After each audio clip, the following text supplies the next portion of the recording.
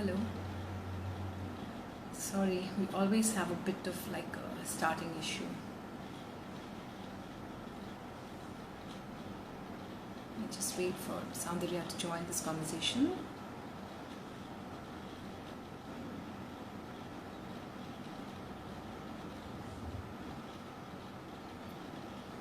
Hi Shweta.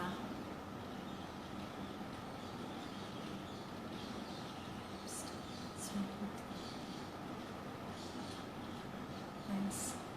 See some new faces now. Hi Monali. Is this your first time to the Panjavarnam conversations? Okay, ciao. I've accepted your request. Let's hope this works. Yes, it does. Oh my God, yeah. Okay, excellent. I was like, oh my God, I've actually dressed up in a sari in lockdown to not be seen. I can't let That go. would be like the worst, right? Yeah, exactly. After all this effort to like deck up to be inside my room. I know. You're looking But great, I'm by really the way. excited. Thank you. You too. And I'm really glad you gave me this chance to dress up more than anything else. That's literally the first thing, Chow, every single person who's been logging into this conversation is saying, thank you for giving us the chance to dress up. Seriously, yeah, I've really been missing that. I know, really.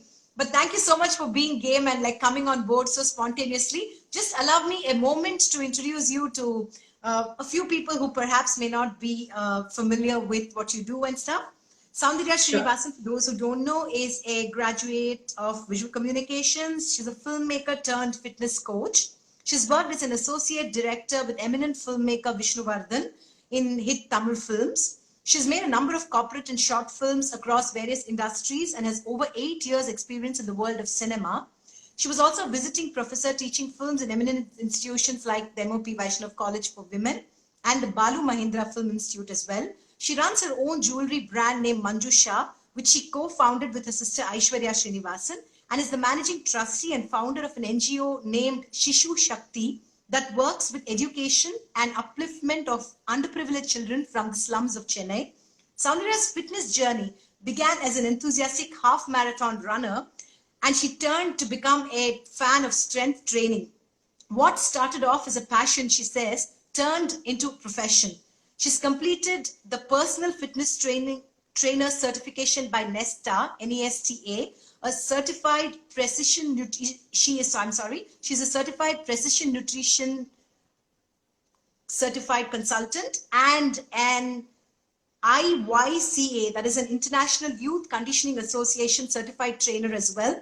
Recently, I know I followed her on Instagram and I know that she completed the prestigious MoveNat Level 1 certification in Budapest and specializes in teaching natural movements to children and adults. She's currently she currently works as the associate coach at the Quad.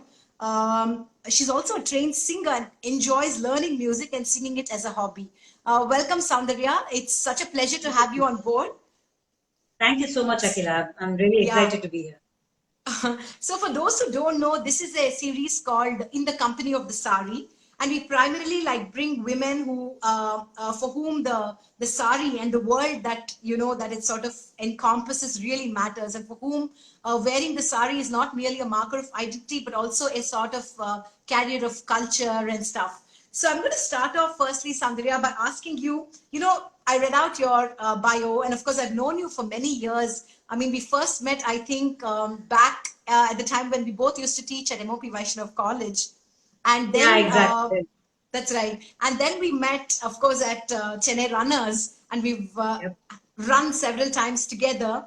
And now, for those who Agreed. don't know, Chow is also my fitness coach and makes us do like several burpees and squats, like during the, she transforms into this really strict coach who kind of motivates, but also really leads by example. So I'm really excited to, talk to her about the many multiple hats that she wears. So Chow, I want to firstly start off by asking you, you wear so many multiple hats, but if I ask you like, who is Soundarya?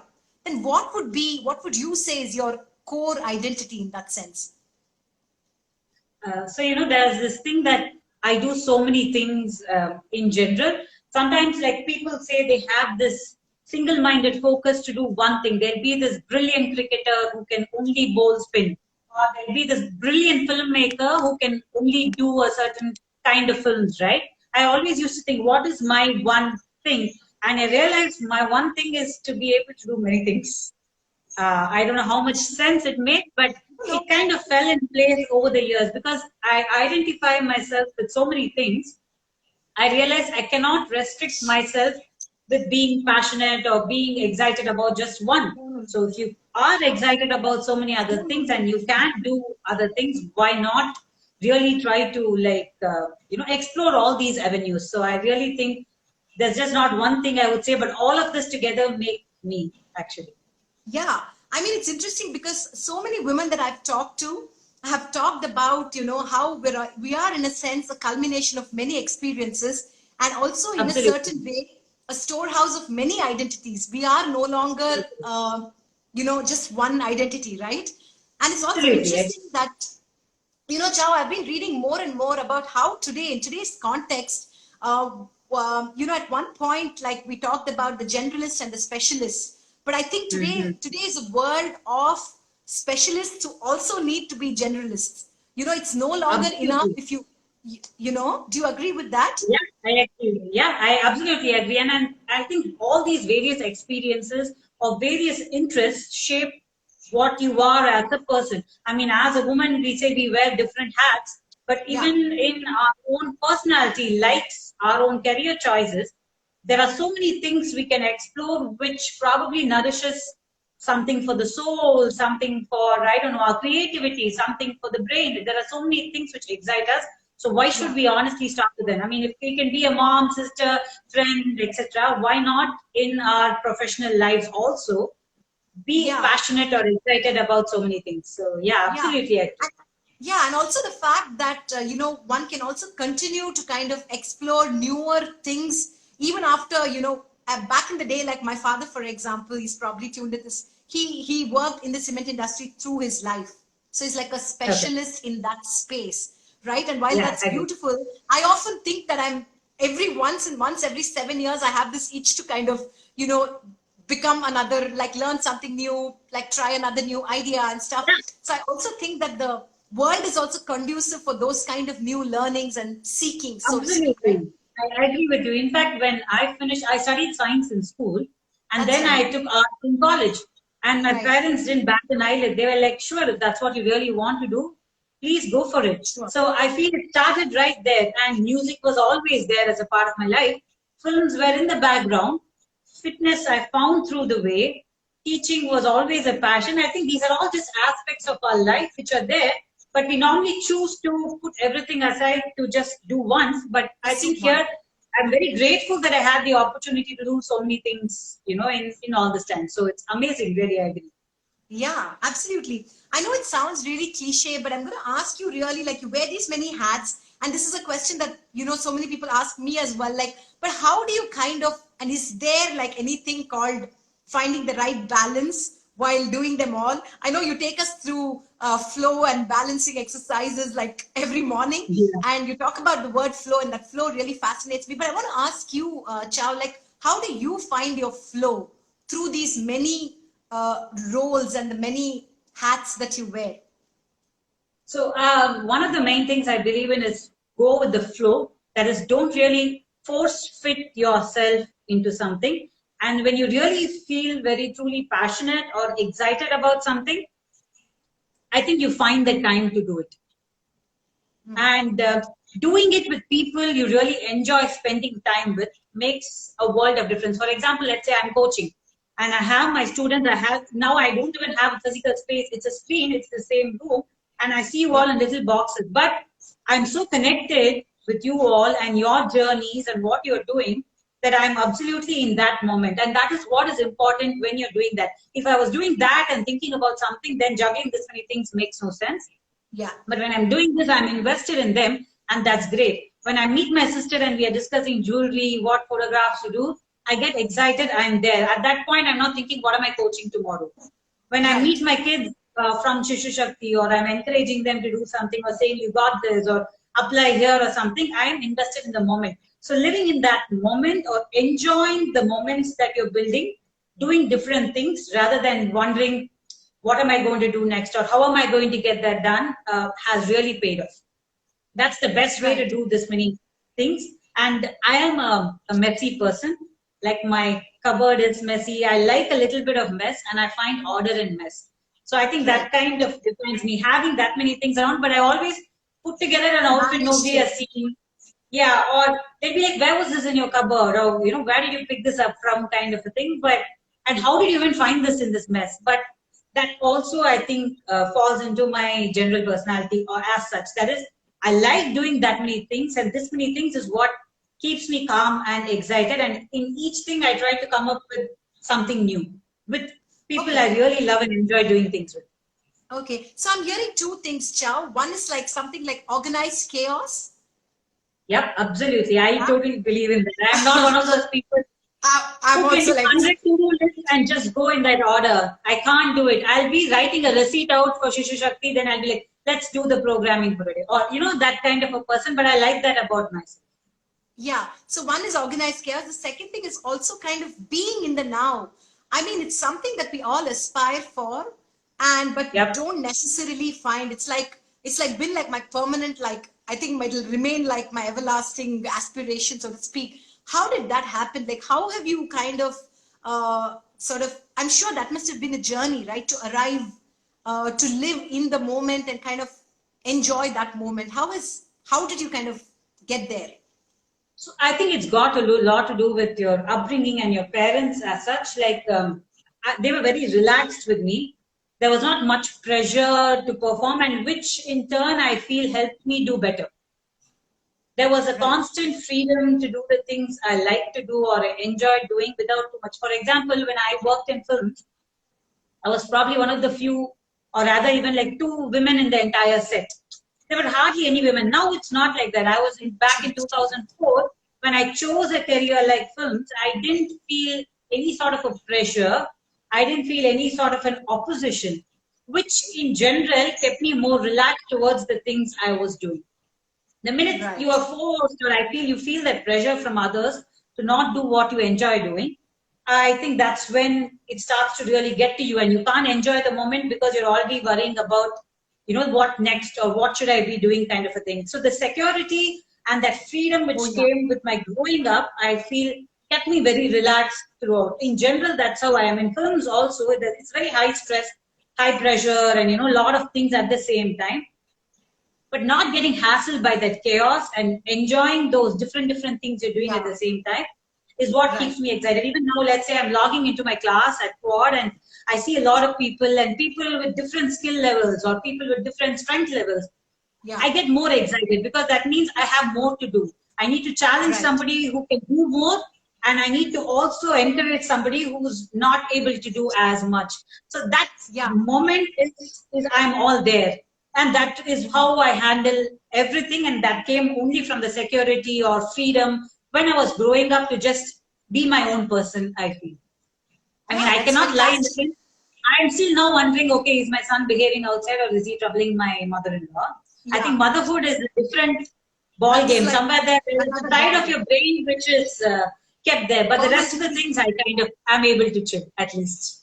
Yeah. I mean, that's great. That I think that quality of being able to chill, I think comes through in everything that you do. Like even the classes that you take, there is definitely like you're motivating people, but it's also there's a certain like sort of making it really fun, exciting for the other Yeah, yeah, person. So yeah, and I totally agree with you about the security cover that that parents provide and allowing us to yeah, yeah. pursue our choices, right? In career choices, so Absolutely, to speak. exactly. Yeah, Yeah, so I'm going to ask you, like, fitness, Chow, is such an important part of your journey. I mean, like, I've known you absolutely. like back in the day as a runner, and now you're a, professional coach. Really, what Hmm. motivated you to kind of make a career out of it, and how has that truly changed your life? Firstly, I'll ask you about Fitness. changing your life, Yeah, and then we'll I talk guess about how that's you've where it changed. starts from, right? Like, unless you are able to see changes in your own life or the way you do things, it's hard to spread it. Like, I always, like, I hear people saying, I don't enjoy art, or I don't enjoy music, or I don't enjoy doing something when you're taught. I feel it's got a lot to do with the teacher. Like the person who teaches you something should instill that love or make you fall in love with that, whatever it is that they are teaching. And that's how I learned fitness. Like my coach, like when I started first working with Raj from the quad, I was just so sold to that whole idea. Like in the sense, I was falling in love with the whole, world which I have never explored. Like I was an overweight kid, always, plump. I think in my 80 kilos till my 2021. And then it was always about like depriving myself of food, but not actually training or exploring things with my body.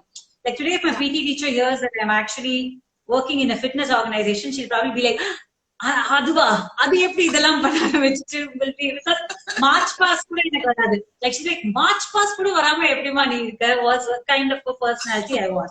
But fitness, when I saw it through a different set of eyes in my late 20s, became so much more accessible and inclusive. It was just not about, can you run the fastest? Can you throw the fastest? Can you play this? But no, it's me working on myself every day, getting one thing better maybe, or moving, a little better, lifting maybe more, or feeling good about a certain movement. And the minute I started enjoying that, it showed in the way I was training. And I realized it's not enough and I wanted to do something with it. So when I spoke to Raj, he said, sure, go study. So I said, okay, why don't I actually study about something? Because it's not enough you have a passion or you want to do something. You need to show that you want to put that effort towards something. So then I started studying, and then I did the initial course to, kind of get an idea. And then when I went back, and then when I started working with people, and until today, that's what really excites me. The kind of change you can make, or it's like, if somebody, like you said, my flow classes you spoke about, right? What I feel, if I can make you feel for movement, I'm like very excited. And that's very important, no matter what you teach, and I love doing that. When I'm excited, if I can get you excited about that, that's great. So that is one of the reasons, like, why what I felt, how much it changed me, the way I looked at myself, my confidence, even the way I dress has dramatically changed after I discovered strength. Can I wear this? Will I be able to pull this off? To, if I feel good, I wear something. It's no longer about, how is this supposed to look? Should I be wearing sleeveless? Should I wear this? All those thoughts I had in my 20s. In fact, I'm so much more liberated in my 30s, thanks to me just being comfortable in my own self. And that came through training.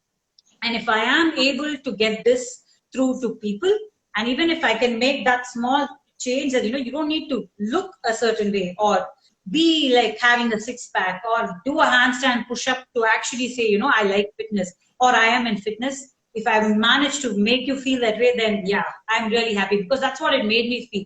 For somebody who has been such a non-sporty child, like somebody throws a ball, I would do this.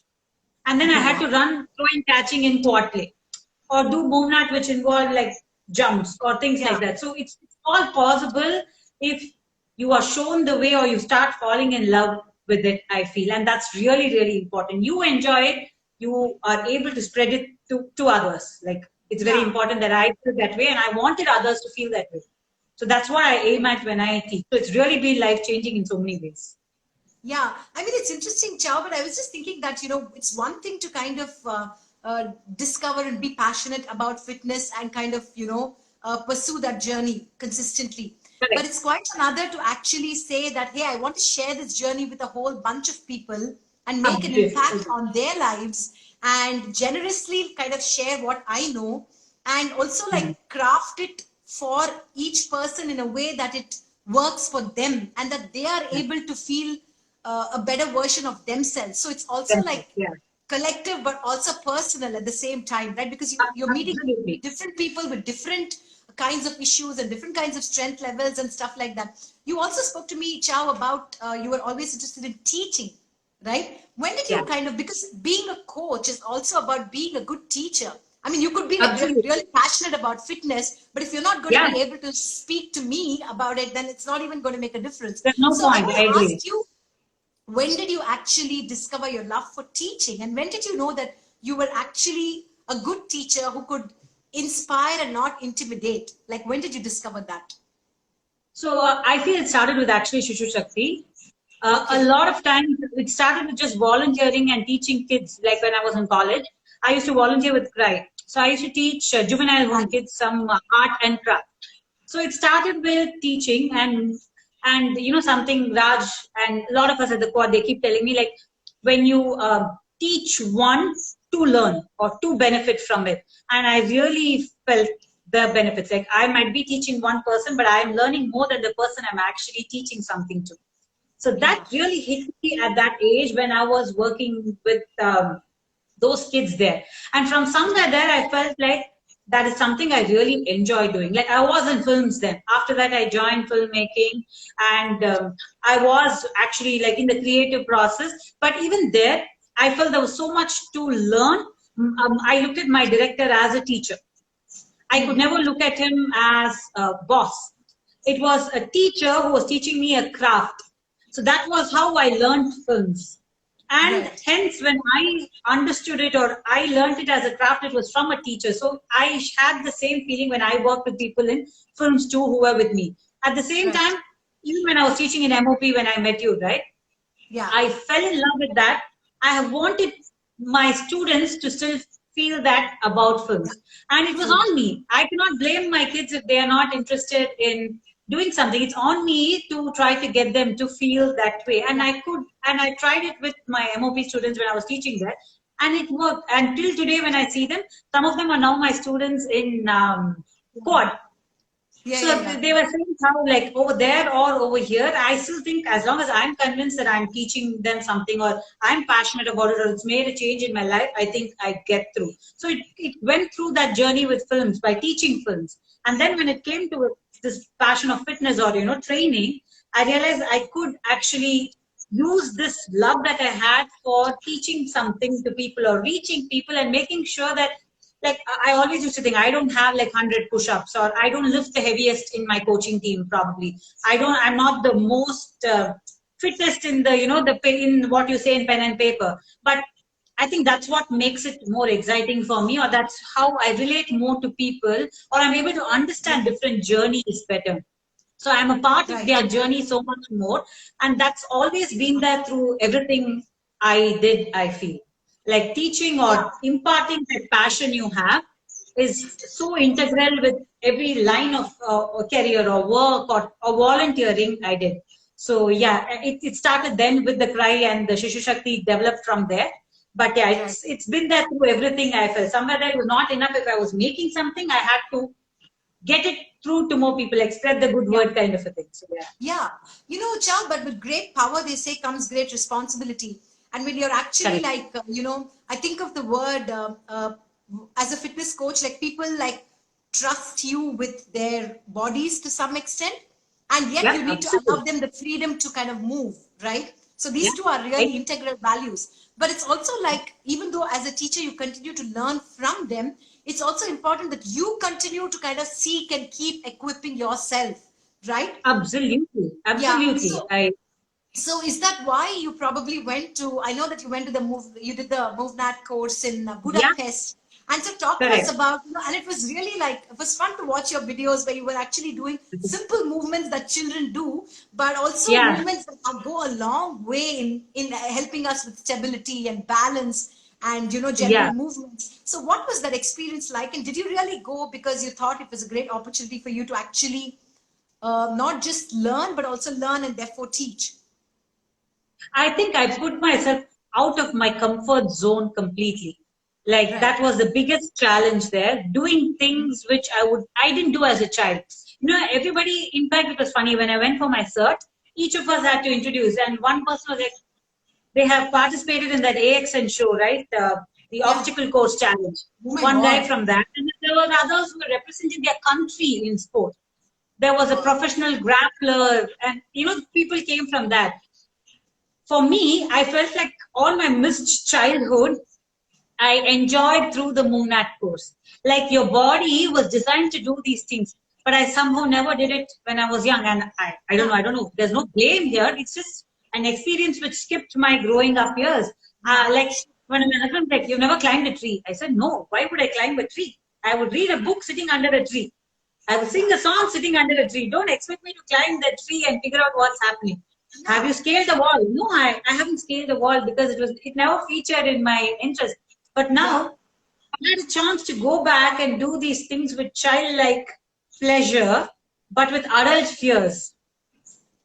Yeah. So it was a very fine line because I'm like, like imagine if I fall, trying to jump and then I like injure my hand and then my entire life is going to be put on a pause. I won't be able to help at home. I'll be a useless person. I'll be dependent on. Imagine the kind of Yeah. adult problems you start imagining when you're doing this. To able to let go of that, again, I surrounded myself with people who were always encouraging me and exciting me in making me try those things. Right. Be it at the quad, or I went to the Parker community in Chennai Parker group to Right. I learn know that. these skills from them. So much it helped. And then when I went to Budapest, I had this real nervousness, right? Like, how are they going to look at me? Like, I don't, and I always have this thing, I don't look like a fitness coach.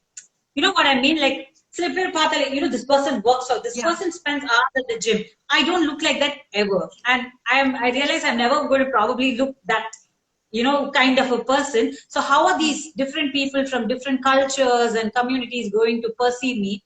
And they were amazing. And that really changed the way I started looking myself. I think a lot of change happened there. And there was something that guy said, even the strongest person will have somebody else who's probably stronger and skilled than him, he'll want to be. Like if I'm looking at myself as the weakest link, no, I'm sure there is like somebody else who feels that about me. Like there will always be that. So stop worrying about all that. It's your journey. So what if I can Yeah. do these things, but the guy who founded Movnat, he can do that.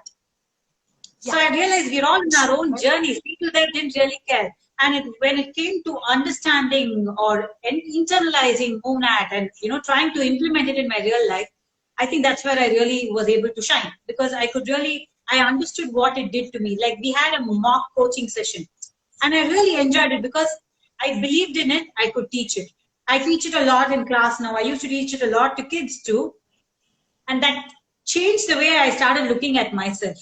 So much more comfortable with my own journey to say, I really don't care anymore. Like if I'm not these things or if everybody there comes with such an illustrious fitness background and I don't, it's okay. I have something which is very, very valuable, which is one, I keep working on it. I keep working hard and I keep learning and I keep getting excited about it. That will take you through. So that is what I really felt was such a life-changing moment. And it was important that I grew my journey of fitness. It's one thing, like you said, to teach, but I should also be enriched, right? Unless I keep enriching myself, how will I kind of give it back? So that each experience, kind of gives me something to ponder, work on myself. So when I go back, I become this other person who's able to give them a little bit more. For sure, yeah. So yeah. Actually, there are two things that really struck me, Chow, in what you said. One was about the fact that you said that you don't look like a fitness coach, and I think a lot of that's got to do with just the way we're all like just conditioning and stereotyping of, yeah, just like we're all just like in some sense victims of that culture, right? So we think that a fitness coach needs to look like this, right? And I also heard another thing that beautifully struck me about what you said was by virtue of training and by virtue of internalizing that whole idea, there's also a sort of like life philosophy that we take back, right? That finally becoming comfortable in our own skin is such a crucial thing. Finally figuring out that this is our journey, and obviously there's going to be somebody stronger than us, weaker than us, way better than us, and that we have our own journeys. And I think this is a very powerful life lesson, right? Yeah, absolutely. I agree with you. And this is going to be there in every career you choose. Or whatever path you take, you will always find somebody who's probably like more brilliant or more qualified or more educated or, I don't know, studied in some fancy school or whatever it is. But if you can be better than what you were yesterday, if you can constantly work on that or constantly excite yourself with that, I think that's the ultimate journey. Yeah. And learning to be comfortable in my skin didn't happen easy. Like I've had my years of, feeling more fat or feeling fat or being, whatever, like,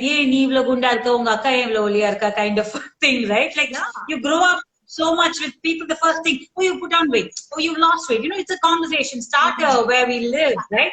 So it's nice that finally somewhere there I'm so much more comfortable to an extent where when somebody tells me something, well, have you put on some weight now? I'm like, is it? Yeah, okay, thank you. And I don't go back home and ponder and beat myself up. Ponder and beat myself up. That's very important, you know. In front of them, I might act all like cool. Yeah, maybe I don't really care about it. And I'll go home and I'll be like, am I looking fat? Shanta, can you take a picture and show me? Am I really looking fat? But I think I'm finally able to say no. This is me. I will accept this as I am. So yeah. But by virtue of doing that, Chow, would you agree with me that you're also motivating a whole bunch of women, because everybody cannot be size 0, right? I'm also like a Yeah. big built woman, and it's taken me a Correct. long time to get comfortable in my skin as well. And I Agree. definitely think the 40s have been very, very helpful for me, because I really finally feel like age Liberating. has kind of made me realize that that this is who I am, and I have to accept myself the way I am. But by you becoming a fitness coach, and in some Ah, sense not looking like typically a fitness coach as the way we perceive fitness coaches for some strange ah, reason to be, do you think that you've also helped women bust a lot of myths around body shape, size, and size absolutely. 0 obsession, and really think that finally what matters is strength, both internal Yeah. and external, right? Yeah, absolutely. And I feel that like the minute you see me, or when I like, in fact, there was this thing I was telling Raj about once, like I seem to be working a lot with women, and I seem to be working with a lot of women who are like mothers or like, in their 30s. And then I was telling Raj, like, am I typecasting myself? He says, no, you are doing just the opposite. You are bringing in an audience who probably would not have come here if you were not bringing them into this. You are showing them strength Absolutely. by being there and working with them. That's when I realized I should not look at it like I didn't work with too many athletes. You know what I mean? Like I didn't help Yeah, somebody prepare for the Olympics or something. But I work with a much larger audience, which is everyday like people like you and me. And I real feel women, somewhere that, yeah, real and women, me yeah. being exactly, and I'm bringing them into this saying, you don't have to be this way. You don't have to do this. As long as you are feeling, you're working on your health, you're working on feeling good about yourself, you have this. No, So it's very, absolutely. very That's important, and I'm glad I'm there doing that at some level. Yeah. No, that's fantastic, because it's imperative in a world that is so obsessed about popular culture and whatever, to Yeah. have people who break those myths and show us the way with consistency. And like Aishu rightly says, strong is really truly beautiful. Especially, we can't agree with that more than now, right? In this pandemic, Yeah. strong is beautiful. Like, Absolutely, who's I worried agree. That's about what body is getting shape us and through. size now, right? Yeah, exactly. And that's what is getting us through in this time, feeling strong, like, like it really Yeah. makes a huge difference, I feel. No, for sure. Um, Chow, you're also an entrepreneur, and you're also a social entrepreneur. So you have Shishu Shakthi and you have a brand called Manjusha. Are you wearing Correct. Manjusha by any chance? Yeah, yeah. Okay. Uh, Uh, yeah, I it's know just that one of our, what is it? that's a Could you polki describe it, stone. please? Yeah, it's a polki stone Bali style earring, I would say. So Okay. we don't do silver.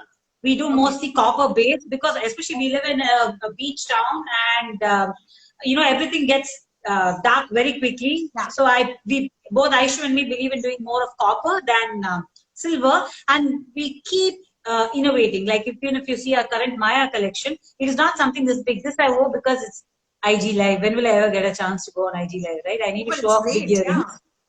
Yeah. But all our current collection is to do with very minimal, easy to wear. You can wear it with earphones. You can wear it with mask. Like we keep moving with the times and Yeah. still being trendy. So I always say, like even in lockdown, like every morning, I like to dress up.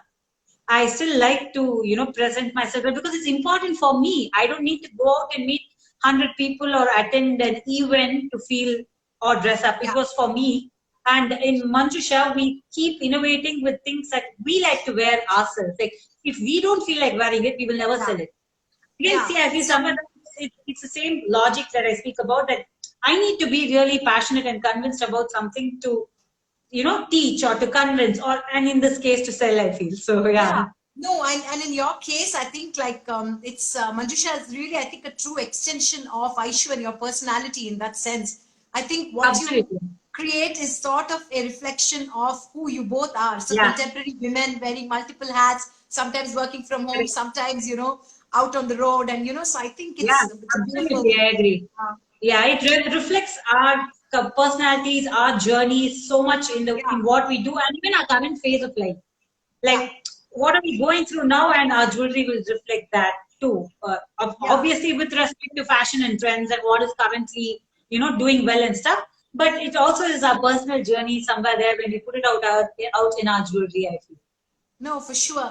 But how do you kind of also, I know that you have this strong social work side of yourself, you know, that you kind of work, you have this NGO of your own called Shishu Shakthi, and you've been doing Correct. some fabulous work with it for a while now. Correct. So how do you wear these two hats, one which is profit making, another which is all about giving and empowering the girl child? So talk to us Yeah. about, you know, Shishu Shakti itself. Yeah, so Shishu Shakti is all about education and using that as a means to build a better future for yourself. So that is something I realized. And having been brought up in privilege, which I took for granted, I grew up and I learned a lot, like, or rather, I would say, I became an adult seeing the other side of things. You have a very clustered upbringing. You see only things, you see your family and things like that. And then when you go out there and realize the things you take for granted is not something which everybody gets. So in my 20s, when I looked at this, I felt like a righteous, like either the youth kind of a feeling I had, because I was 20 and I was like, today I'm going to change everything. I'm going to do this. I'm going to do that. Then I Yeah, yeah, realized idealism. it's not that overnight change, and I cannot do this and change the entire world. But one step at a time, I can be patient. So Shishu Shakti grew with age, or grew with me trying to accept and understand different kinds of people or why they do different things. Because I work a lot with juvenile kids, or I work a lot in communities in the city. So many different slums. So why do they do what they do? Why aren't Because they have not been given the opportunity to do what they want to do. So what Mm. if you give them the opportunity or show them the way to Empowering. do? Can you Yeah. pick it up? Can they pick it up and find a way through it? So that was the idea behind Shishu Shakti. Even now in this lockdown, to kind of reach out to as many people, especially now, it is so critical to help people out. I feel because the generation which is supposed to pay for their children's education has lost their jobs. Now we can still survive. We are a generation, or at least we come from a background where I can still go even if I don't have a job. I know I will get my meals and I can still do my thing. I can still educate my child. But most people cannot. So that is what we're really trying now to identify, to make sure they don't drop out, especially to join college when they're finished school. At this current situation, online college, like, let's get them married, or let's find a job, or let them provide. But no, that cannot be the case, and that is what we are really trying to do. And I'm so blessed to be surrounded by so many generous people. Like, somebody will ask, what corporate funding you get? I've never had to go and sit in a corporate and give them one proposal after the other to get this going. It is just sheer like the goodness of people around who are constantly I'll be thinking, if the fees, how do I get this? Like, how do I do this fundraise? And somebody by chance will ping me and say, you know what, I've been seeing this on your Facebook and Instagram. Could I do this? Or could I sponsor the children? I'm like, this, they say, right, the universe works in mysterious ways and all that. I don't know whether sometimes I feel it is true. Like, when you It's true. have really good intentions, everything sort of comes together Comes with together. respect to reaching out. So many people we have been able to reach even now. Like, even this morning, I met a girl who was in her final year, who we have been supporting for the other 2 years. Her sponsors were so clear. Like, the people who are funding were like, she has to continue. Do not make sure, like, even if her family is trying to put pressure, saying, start working. It's okay if you don't finish. In the situation where we need money. But no, they have to finish their education, and that is what is going to really take them to a different level. And I've also understood the reality that I can't make everybody do this. Yeah, I yeah. might work with 200 children, or I might, work with 250 kids. Maybe 20 really, find their, I don't know, their colors, or they really come out. Some might not, but it's okay. I've learned to accept that as an adult. Somewhere there, we try and we try to reach. That's what is important. Not giving up and not reaching should not be a solution, but to keep trying to kind of reach more, that's very, very important, I feel. Right. And now, like, my sister helped me through Shishu Shakthi through too. She's also helped me with the fundraising and stuff. So you were saying that between an entrepreneur and this, so like we are constantly discussing funding for this, or let's sell this. It goes so hand in hand. There is so much of seamless energy transmission between us for both equal passion and excitement. Yeah. So it's kind of nice. It just melded. I don't know how, but yeah, it does happen. So yeah. Yeah, but I also wanted to ask you that I know that your sister and you are like really close and you work together, and Shishu Shakti is all about the girl child and the woman. What is it about? Like, this is a question I ask everyone, because I am so such a big, feminist sounds like a very big word, but there's something so precious about the feminine energy, right? Yeah. That somehow the male energy cannot replace. So what do you think, Chow, which is so special? You have a sister, and I'm sure you have a bunch of female friends. What is it about female friendships that are so really a cut above the rest? I feel they're so empowering to each other's personal growth, and so accepting and so giving. All of this encompasses, I feel, female relationships that you have. People always say so much bitching, so much of backstabbing and all that. But beyond all that, I feel when you truly, genuinely have good women in your life, there is so much growth, enrichment, love, and That's giving awesome. and taking which comes between us, which even in this lockdown, right? Without all this kind of a friend support system, I don't think you can keep yourself that excited. Obviously, I speak to my mom and sister in a day some 5 times. And in fact, now we have nothing to even say. My mom will be like, samachen.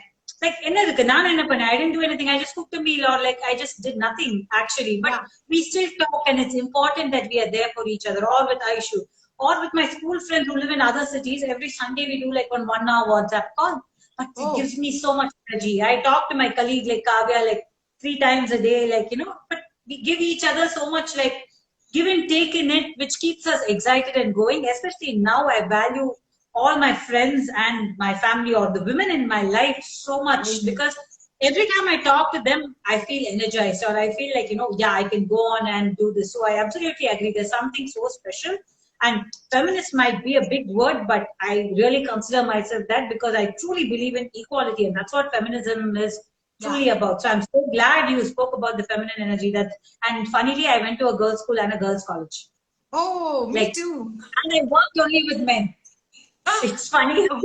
It so happened that way. But I was always surrounded by women, and it was always fun. And I'm still in touch with so many of them. It's amazing how nice it is to always catch up and go back. And they keep you going.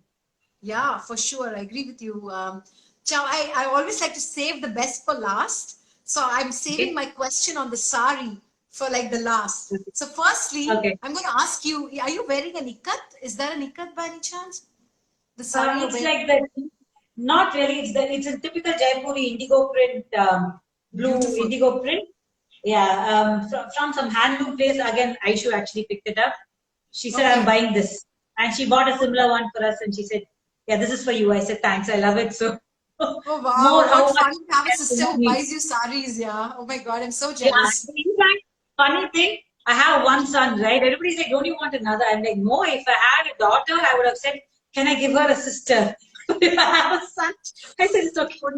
And they don't need another sibling. No, they're not going to have the same relationship that sisters can have. So it's okay. He doesn't deserve it. Yeah, for sure. Absolutely. And I love how you paired it with a really interesting sleeveless blouse. Yeah. And it's fun, right?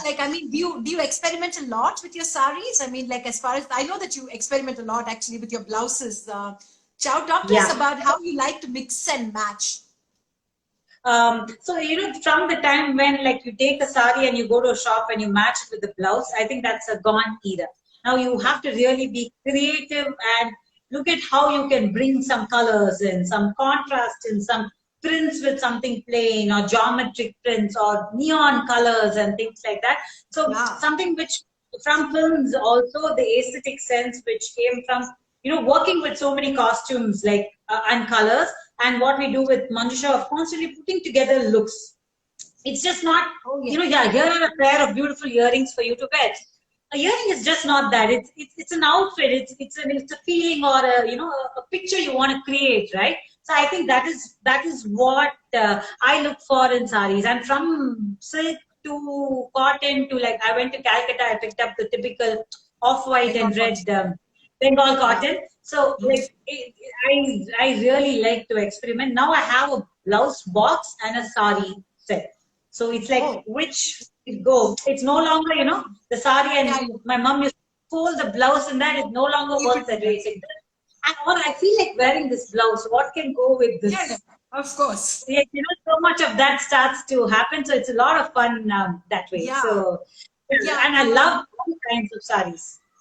Yeah, you said something, but you alluded to the fact that the sari is really a statement, right? You can really make a Yeah, statement in the sari, I agree. right? Yeah, When did you absolutely. discover the sari, Chow? Like, did you wear it as a in college, or did it happen much later in your life? Yeah, I'll tell you a true story. So, for my farewell, you have to wear a sari, right? In my 12th standard farewell, I wore a sari and I took a picture with my best friend, who's 5 foot and I'm like 5'7", from school. Like typical farewell party picture. Later on, when I looked at the picture, I looked like her mother in it. Okay, I was like, she looks like my kid. Like, she was like one tiny thing next to me, and I was way bigger. And it used to bother me. Like I said, I'm not wearing a sari again. I'm going to be called auntie when I'm 17 if I wear a Yeah, sari. So I I have this know. real aversion, a real pushback to wearing a sari, just because of what it made me feel then, and me not being comfortable in my own self. 20s were okay, and then when I got married, I enjoyed wearing them, but not so much. But the 30s, I enjoy like it even more. I think it's so much more to do with being comfortable. And you know what? Like, as a fitness coach, I'm like always in tights and t-shirts. Yeah, And I correct. like this too. I love wearing funky tights, and I love wearing like funky saris, or interesting saris. So I feel saris is more of my 30s. I discovered it more, and it's been special more now than it was before, because I feel so comfortable in them now than what I was, and that's got to do with also feeling comfortable in your own skin, right? Yeah. And how does it make you feel, Chow? Like, you told me in the beginning of this conversation that you were so happy that you got this chance to dress up. Like, how does the Yeah, sari make you feel? And every person who's come to this session and talked about it has talked about how the sari has made them, like, uplifted their mood, made them yeah, feel so much more a woman, made them feel yeah. like they're in power, like, make them feel feminine. Like, how does it make you feel? Well, for one, it makes me feel really happy. That's the first emotion I would say. Like, it's just nice to wear something which also brings back some nice memories, which reminds you of a certain time, right? Every time you wear Yeah, a sari, you wore it for something. You felt a certain way. yeah. You felt a certain emotion when you wore it. I feel every time True. I wear something like a sari and I remember the last time I wore it and how I felt about it. So today I Right. feel nostalgia. I feel happiness. My sister picked it up. We wore it for our first fundraiser. We coordinated. We were out there meeting 100 people that day wearing this. Today I'm Yeah. meeting you on this So setup, it but becomes it's like a memory, still right? with memories. So I feel every sari or every thing sari I own comes with so many set of memories. How it made me feel, or what did others around me say when I wore that, or something like that, right? All of that.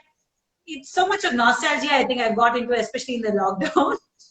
Maybe Oh, it's yeah. just not me, or it's me, I don't know. But everything brings back Yeah. such happy, fun memories, and it feels nice. It's like wearing a part of that, time or that Yeah. day, and enjoying small pleasures doing that. So, yeah. No, no. And what you said with feminine, I feel strong also, because the tights and t-shirt and sports bras, me, and so is me, this. I've gone Yeah. to like quad office also in this. Probably I'm the only one in the quad office who will go in a sari. But Oh, it's all of it is me. Like, I don't need a function to wear it, but it's still nice that I can wear both and still feel so comfortable or strong about both. So I really like the diversity or how a sari makes me feel. right. Cha, would you like to just sign off with like a big shout out to women about the whole idea of being strong, and why they need to kind of focusly pursue a journey where they seek, what they seek the most is the idea of strength, physical, Yeah. mental, emotional, because it's also a time when emotions are so frayed. Everybody is also dealing with a lot of stress. I Situation is agree. so fragile. So obviously, you could be physically really fit, but emotionally you could be really down. I myself I keep agree. going through those kind of ups and downs. So would you I know like to what you mean. send out like a message to people who might tune in later to watch this about the idea of strength? Yeah. So strength is just not lifting the heaviest weight around, or squatting the heaviest, or deadlifting the heaviest weight around. It's not numbers. It's something you actually have to feel when you move, or when you do something, or when you are enjoying something that you're doing. You feel strong about it. And that's what is strength about. So maybe for me, it's working with kettlebells, or doing flow work, or learning something new. For you, it might be dance, it might be anything, but find what makes you really enjoy that activity and find strength in that. Like you said, it's just not physical, right? Like I can feel really like, or Yeah. be really strong, but feel really broke inside.